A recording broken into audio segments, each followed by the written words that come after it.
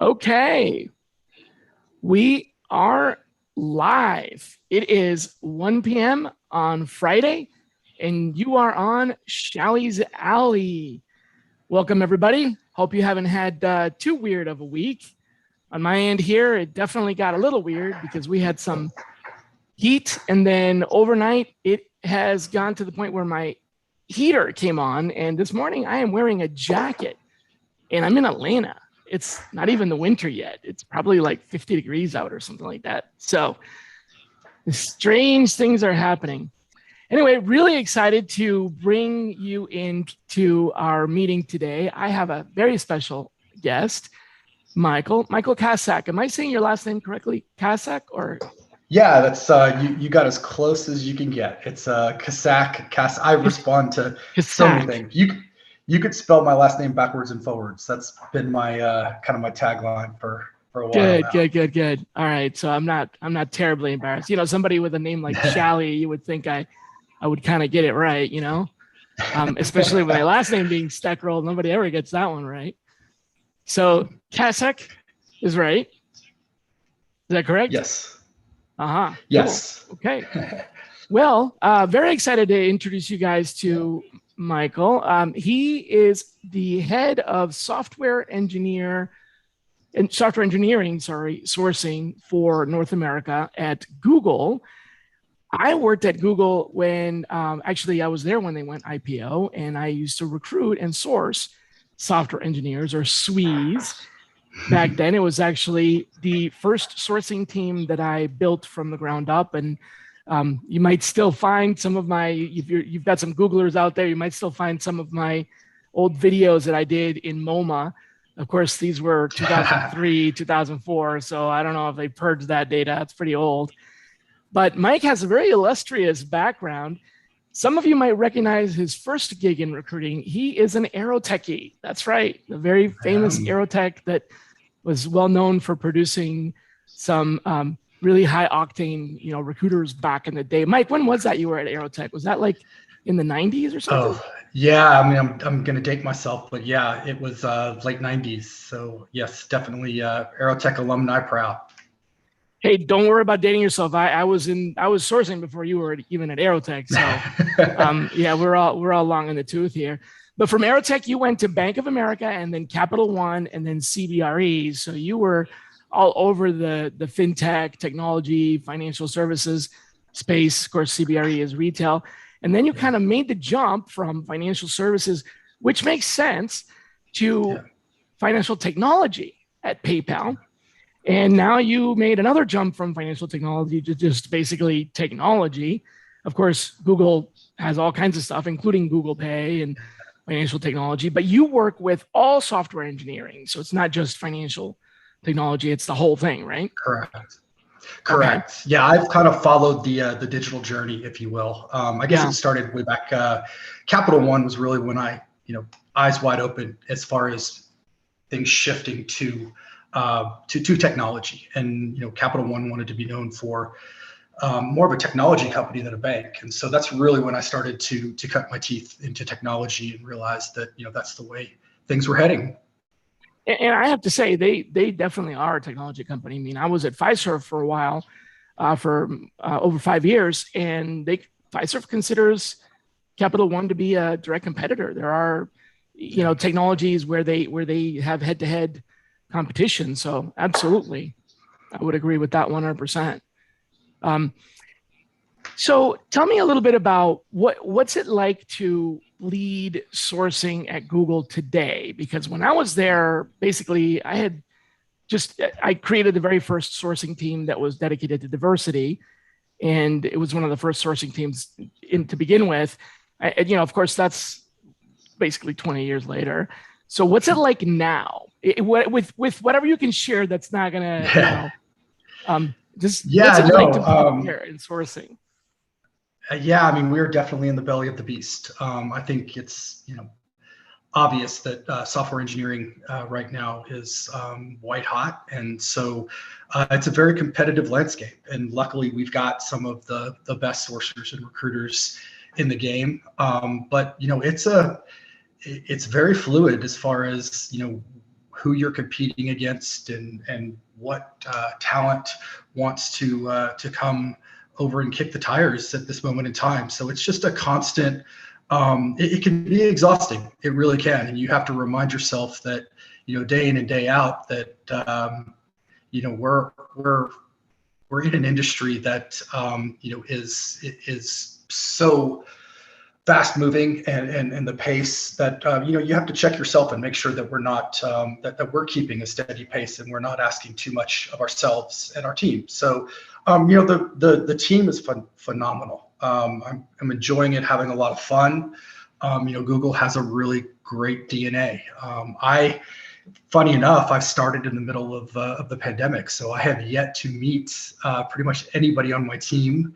I've yet to take a step into an office, but the connection I have with my team just over video conference has been amazing. And so I have the great fortune of working with some really amazing, smart people.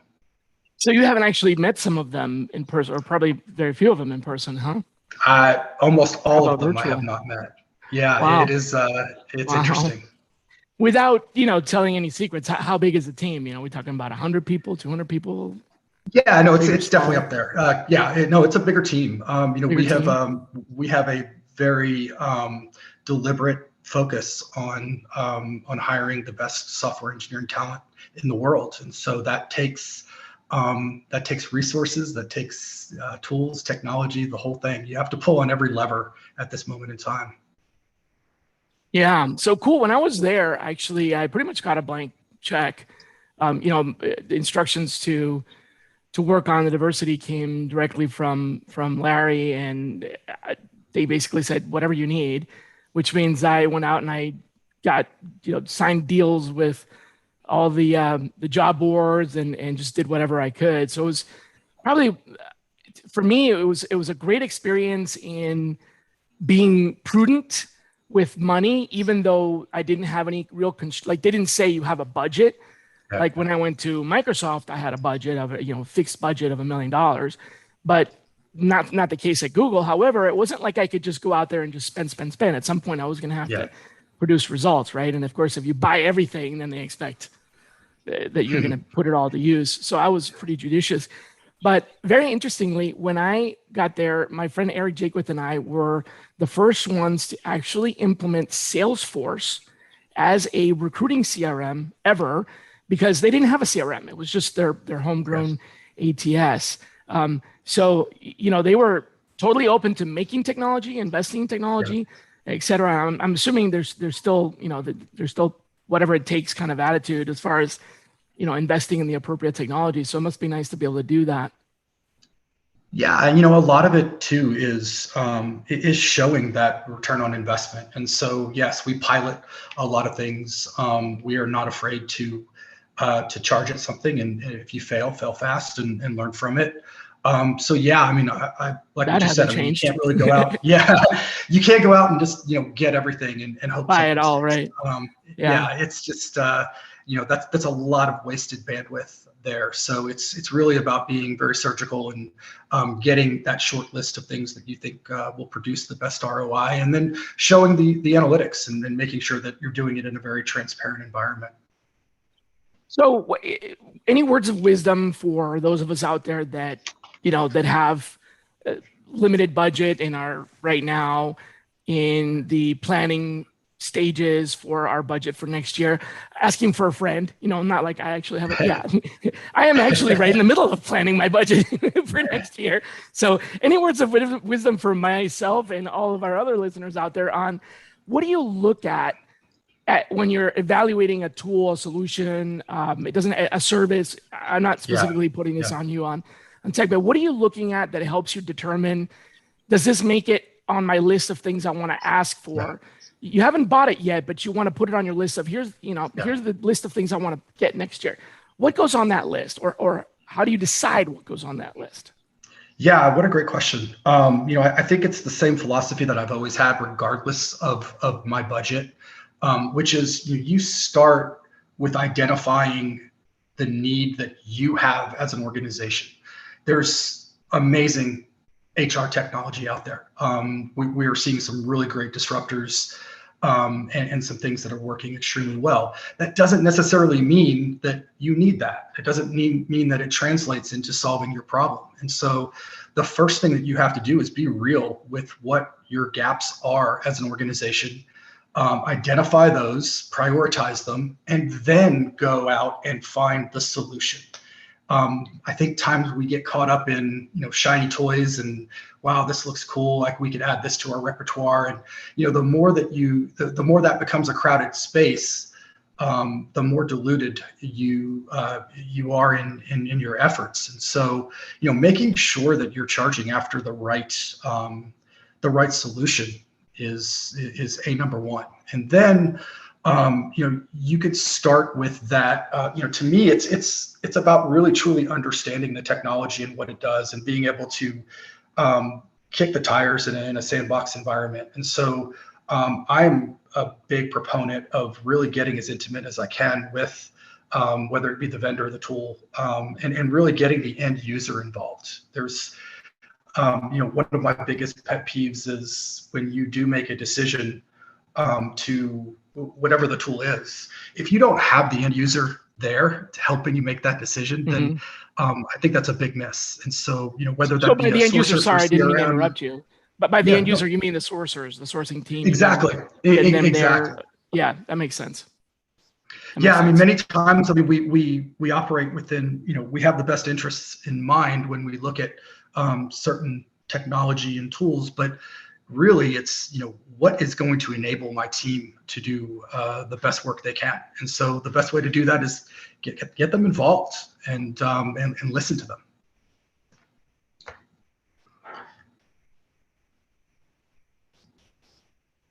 Sorry, when you're evaluating these solutions or this technology, is cost immediately a factor, or are you looking at the solution that you need first? So what is the problem we're trying to solve? Check. What kind of solution do we need? Check. Then what's out there, test it out, and you're not really looking at price yet, or do you, is price one of the first few things that you look at?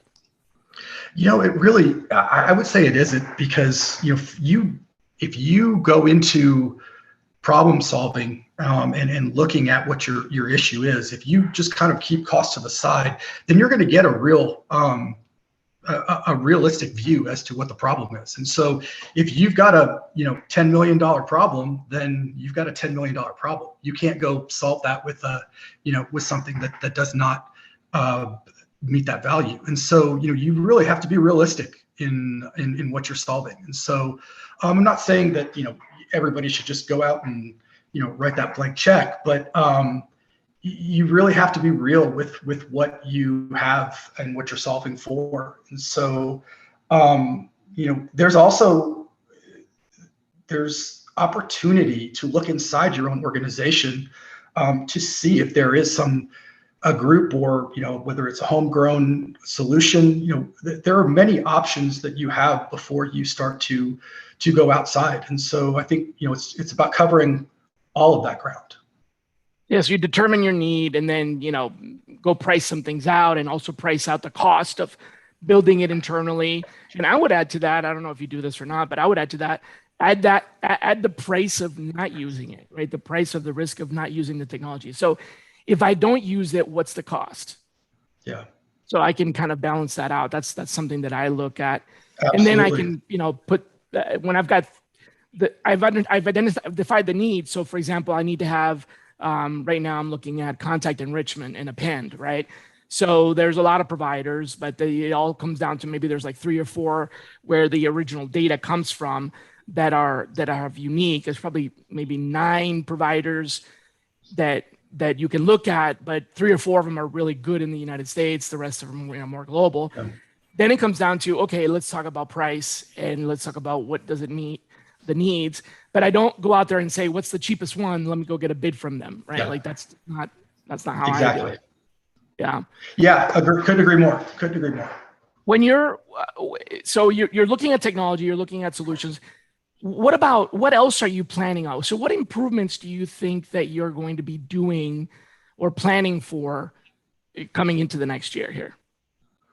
Yeah, I think from an improvement perspective, something that me personally, and I know my entire organization has been just so focused on is equality. We have to scale. We do. We have a lot of hires to make for Google, but if we do that without making sure that we have the right guardrails in place as far as equity and representation, then it's a huge miss. And so we have been so focused on creating an environment, an interview process, and a attraction model that is an equal playing field. And we're going to continue down that road, and I don't think we're ever going to stop, nor should we. That's something. There's a lot of ground that needs to be made up in this space, and I think we could all agree that the more that you put it at the top of your agenda and talk about it, and acknowledge where your gaps are, and then put a plan in place. I think that without that plan and without prioritizing it, we aren't going to close that gap. So I'm proud to work for an organization that puts that at the forefront. And so, yeah, I mean, I see that as our top priority. Yeah, I mean, you can improve everything. Everything can be improved and should be improved, but it's a matter of choosing what you work on next. And you might have a plan for here's what we're going to improve.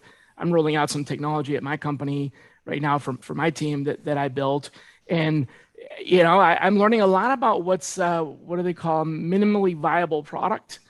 You can sit there and over-engineer the heck out of it and then wait 6 months to launch it or whatever. Or you can just kind of launch something that's going to cause some headaches, but it'll improve other areas. So you'll be more efficient.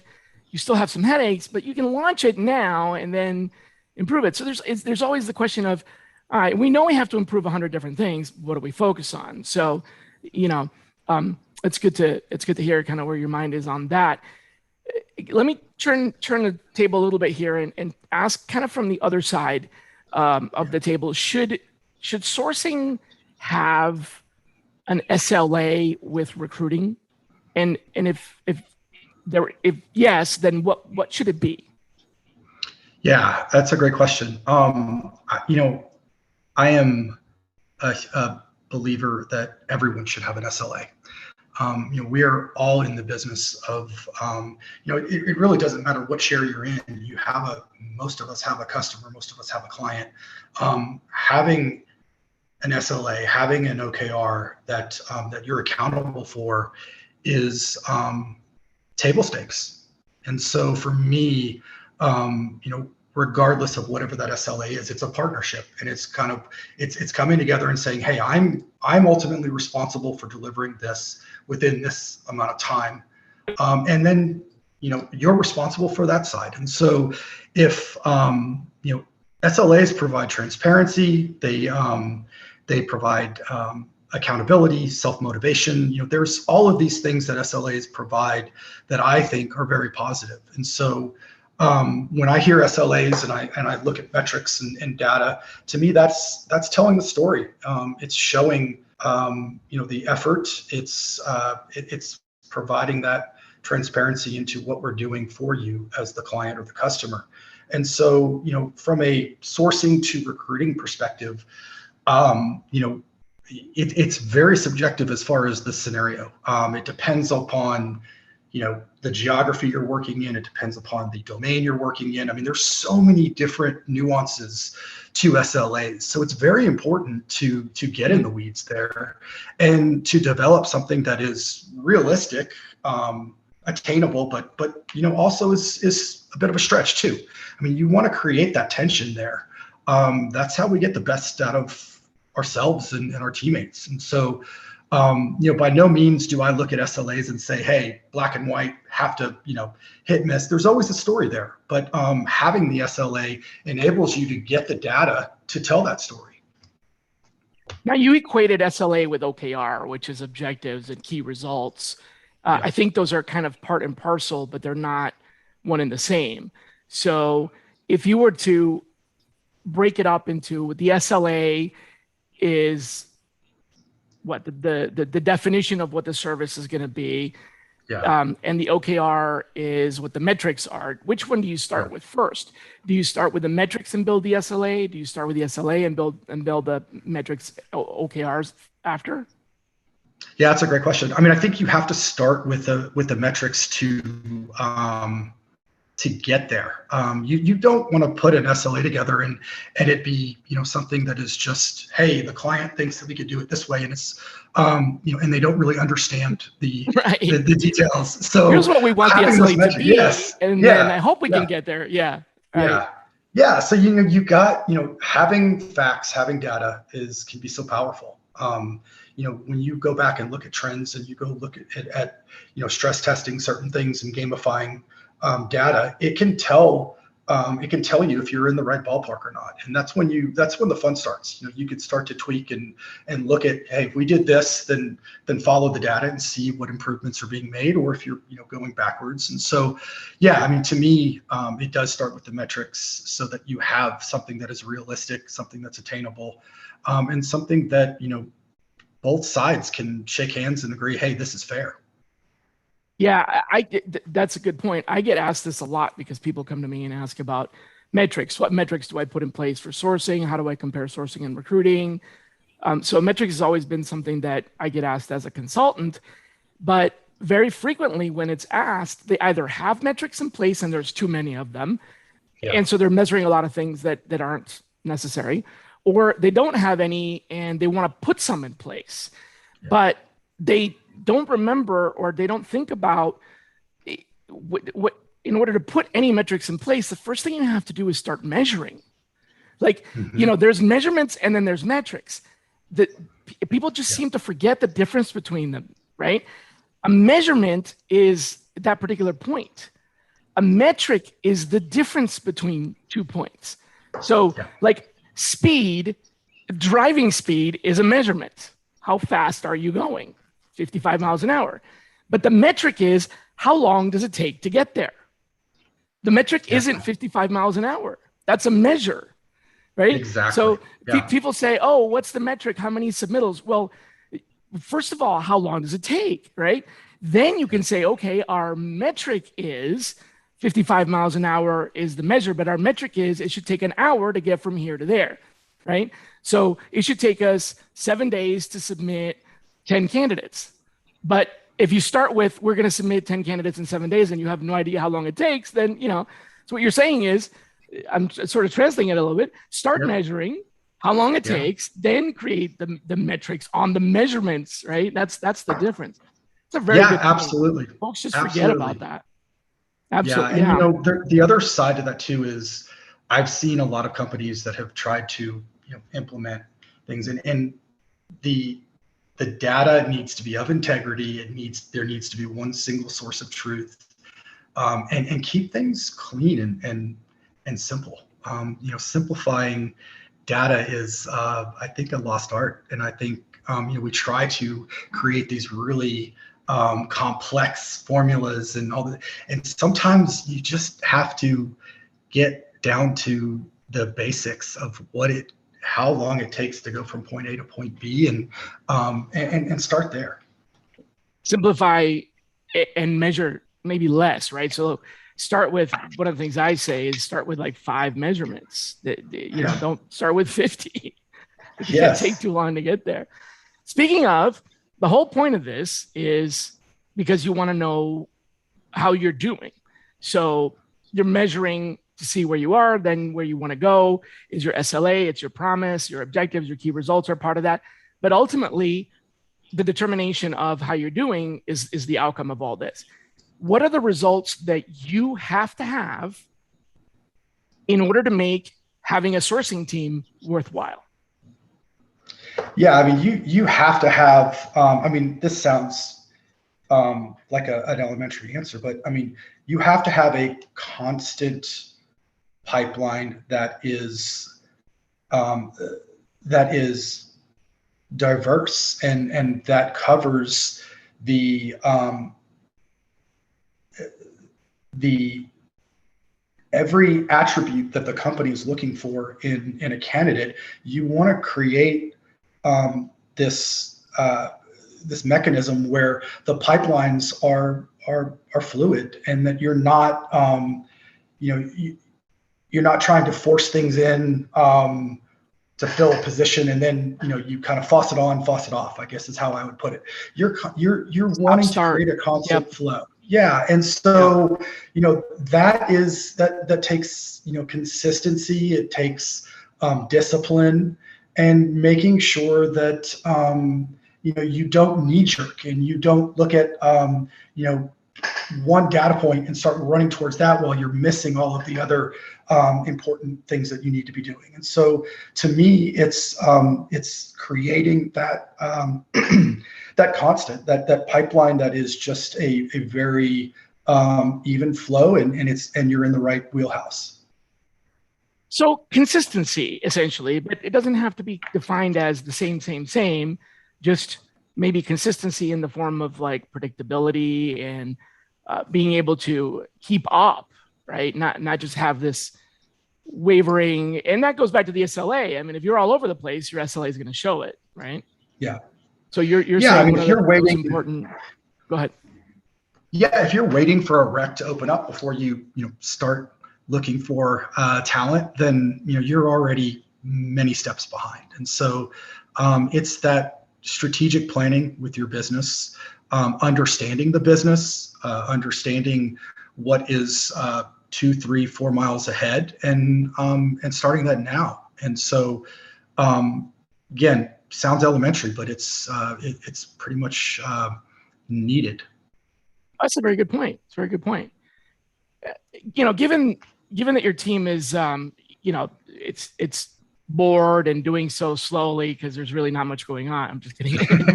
Given the fact that you guys are running at top speed, clearly with everything that's going on and the needed growth, how do you make time or how do you keep your team's skills sharp, or make time for them to continue to improve and hone? Because once you get to the point where you've got your SLA, you're doing things consistently, you've got that consistency. That consistency is going to decline because as things change and you don't evolve, you're just going to be doing the same and getting fewer results unless you're continuously improving. So how do you do that? How do you build a continuous improvement into that? How do you make time for that? Yeah, it's hard. It's very hard when you have the workload that we have. But I'll go back to it's discipline and doing the right thing for your team, and making sure that, first things first, you have to be right sized. You can't ask somebody to do the job of 2 or 3 people. It's just not, it's not fair. And we are all humans, and we've gone through a lot this last year or two. And hopefully that is a reminder that, just give people some space and give them the grace to have some of that time, and to not feel like the weight of the world is on their shoulders. Recruiting, talent acquisition is a very noble profession. I mean, we help people get jobs. I love that. But we also need to keep that into perspective too. And so I don't want to have an organization that is not enjoying their work and having fun with each other. So you give people that extra space to, whether it's go learn some new things by themselves, self-paced, or you give them some options. And if you hire the right people, you have the right people working for you, and you give them that time and space, they know what to do with it. They know how to better themselves. And so, yes, you could offer them all sorts of training and put everything you can in front of them, but then let them choose their path. Let them choose which rides they want to go on, and then you're there to help coach and develop based upon them leaning towards their passions. So what I just heard you say, let me feed it back to you to see if this is what you said. Yeah. It's not your job to determine where they learn. It's your job to provide them the environment in which they can learn. Is that what you're saying? Yeah, and there are certain guardrails around the what, but you're not sitting there going, this is your curriculum, go learn this. You're saying, you want to improve, we want you to improve, we're going to make time for you to improve, go figure out what it is you want to improve on, and then I will be here to guide you, but not I'm going to dictate the whatever, the areas that you shall improve on. Is that kind of what I'm hearing? Yeah, I mean, I'm a big fan of, you play to people's strengths, and you look at, this is a big, huge puzzle piece that, when you put a team together, that's what it is. And so what is somebody else's, opportunity is somebody else's strength. And so if you overlay that and you bring people together as a team and you let them focus on their passions, it works out really well. It's not perfect. It's never going to be perfect. But, looking at the I call it kind of the 80-20 or the 90-10, where, if you're constantly focused on that 10% of the opportunity that somebody has, then you're kind of missing out on all that greatness that they have in the 90% and doubling down there. And so, I think sometimes we lose sight of that. And, you want people to be motivated, to be happy. And so let them chase their passions and do what they do best and support them. So kind of, manage by exception, let them find their way, and hopefully more often than not they will. But if they don't, then you can apply a course correction. But it's instead of like, I think sometimes people feel like it's you have to mandate, right? So you're giving them the freedom to experiment and figure out where they need to grow, but you're also giving them the you said guardrails, I'm saying, guidance, so that they're not, I'm going to go learn something that's just not going to apply or relevant. And of course, there's probably still time for people to learn things they want to learn that may not be related to work, but then that's not necessarily something that you do, at work, right? So yeah, and I mean, again, script writing or something, Sure, and there's obviously people that are in different stages in their career, and I look back and I'm that's thankful a tough thing, Jordan, when you have a big team. Yeah, that's a tough thing. Yeah. Oh yeah. You can't give everybody the same training, because some of them are going to be like, I already know this, and others are going to be like, oh my God, this is way more advanced. And look, I've been doing this for 25 years, man. I've been in classrooms as small as 12 people, where there's 2 or 3 people that are like, what? And there's like 2 or 3 people that are passed out because it's so boring. You just can't ever, you can't ever hit that. You're not going to be able to hit everybody at the same time, because people come from all different levels of experience. So you're exactly right. Tough. And that's something that I try to keep top of mind each and every day is you really have to cater your coaching and development to the person, and you have to be careful with blanket statements or just kind of painting a broad brush around certain trainings or what you perceive as the gaps within your organization, because you have to take the time to understand the individual, to understand the need, and really make their career progression their own. It's not somebody else's. That's why we have that tool that I was telling you about offline, the recruiter assessment, which is an objective measure of where their skills are relative to the skills that are required for the job. And you still interpret that report. It's not like, here's the report, here's the prescription. You interpret that report because in that person's role, they may or may not need those particular skills, but it at least gives you an objective starting point, right? So that's a tool that we put in place. And I think it helps with, because, the last thing I want to do is send somebody to training and then have them basically not need it, so I paid for it, and I paid twice because I paid for their time, right? And they didn't benefit. So it's absolutely pointless, or likewise, I don't want to send someone to training and have them basically not be able to absorb the training because there's a missing piece behind, something they should have known that they didn't go into it. Like sending you to, not you, but sending, someone to advanced Chinese if they never even took intro to Chinese. Exactly. Yeah. It's not going to, they're not going to you can't just catch up. You can't do a crash course on it, in 5 minutes. So, and you can waste your money that way too, as a training budget. So, well, we're getting pretty close to running out of time. So I want to say, first of all, thank you for coming to this and making it happen. I know it's not easy given your schedule and everything you've got going on, and also getting clearance to appear. So know this, the audience really appreciates these insights. We get great feedback. No, this is a great, look, this is a wonderful break in my day, I want to be able to get back to, I've been very fortunate to be in the TA industry as long as you, and, people don't, most people's kind of find their way into recruiting. Nobody goes to school and says, I want to be, stumble, fall backwards. But I've been very fortunate. I found my passion. I want to be able to give back. I've worked for some great companies. I've worked for some amazing leaders, and have had the opportunity to work with some just phenomenal people. And so, being able to share that and give back is fun. Wow. Yeah. Well, thank you so much. And for those of you that are watching this out there and it's starting to get a little bit cold, I have a gift for you. You see this gorgeous jacket that I'm wearing here? This can be yours. My company is doing a giveaway. If you go and fill out a form, you can have a jacket and 2 mugs. We're going to do a drawing every month. This is completely free. And my company said, hey, we can give this away as a gift for your subscribers. So I will post a link to this.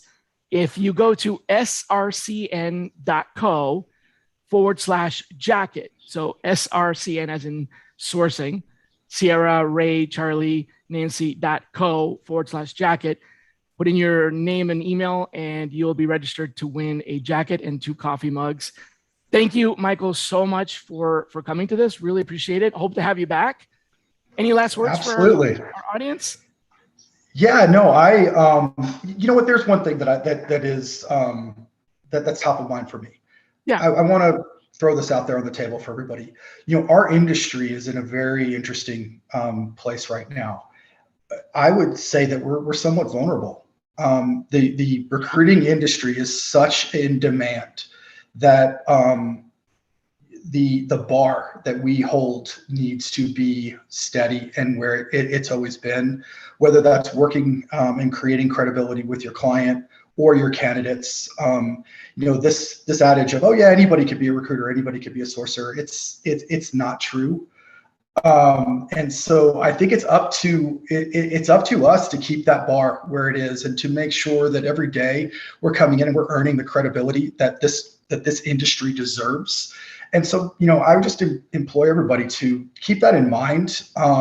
Yes, it's a wonderful time to be in recruiting, but we also have a responsibility for this trade in making sure that we're bringing that quality to the table that corporations need and our clients and partners need. So, that's something that I definitely wanted to make sure and throw out there for everybody. That's a very good point. Yeah, I'm going to rephrase that for the notes and send it to you for you to approve to post. But I think I get what you're saying. It's important to keep the quality because, for a long time, CFOs and CEOs did have the attitude that anyone can do it. It's so easy, anyone can do it. I don't know if you're saying that's still maybe the case in some places, but I agree. I'm gonna rephrase that and post it. Well, thank you so much. Okay, everybody, have a great weekend. Yeah, see you next week. Bye-bye.